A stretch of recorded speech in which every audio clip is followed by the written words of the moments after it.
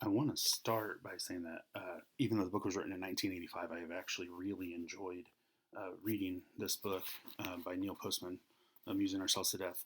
Um, I see significant correlations. Obviously, was not the author's intention from 1985 to be able to compare to 2016, 17, 18, all the way through 2023. But I found it quite incredible as we look at the video assignment for this, and I want to address how Postman lays out Marshall McLuhan's axiom: the medium is the message.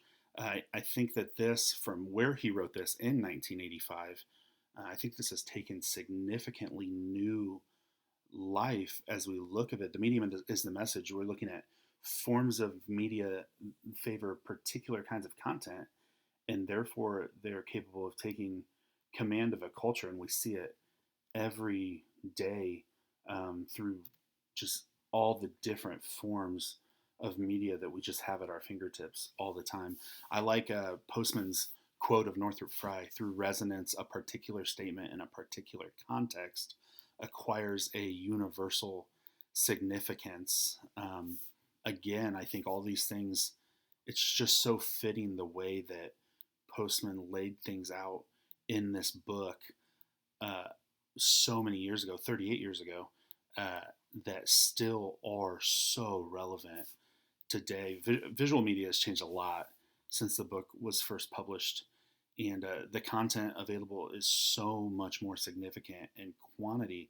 And it's not just television. I know Postman kind of ends chapter 5 talking about television and how we were coming up on, I believe he stated we were coming up on the second generation that just had television whenever they wanted it, basically. And that, I mean, that's the only world that I have known. And so, but anymore, that's not the only content available. I would say that the most prevalent form of visual media anymore would be social media, which, just permeates everything. Me working in a public school, middle school, I see this all the time: people sharing things or posting this or scrolling or looking or whatever it is. And they're constantly talking about influencers. And we actually have students in our school now that when you ask them, what do you want to be? What do you strive to be? What are your goals? They want to be social media influencers. And to me, it's a very sad thought, I think, because what we're seeing is the people, in essence, that control the public discourse are not intellectuals. And what I mean by that, and I want to be really careful when I say that, because I don't want to imply that they aren't intelligent. Um, but I will say that for the most part, they're not well studied, they're not well read. And so it's just about all the flash that can pull our eyes and pull our view in. And you see it on social media, you see it really anywhere. You watch the local news anymore, and what we see is that we are conforming as a society to the lowest common denominator. And it's I'm going to quote a television show, which I think is semi-ironic in this, but one of my favorite TV shows ever is The West Wing, and there is a scene where he is about to go out and make an announcement that he is running. Well, not that he's running for president, but he's making an announcement on his campaign, and he's in the room talking to all these different people, and he makes the comment: if I'm going to be the education president, it isn't a bad thing to show that I have one. And I think that that is such a prevalent concept, because we allow people who aren't those people, that aren't the people that we should be studying and seeing the words that they print, and those type of things. We allow them to control the public discourse, and it really, I would say, it's truly a terrifying thing.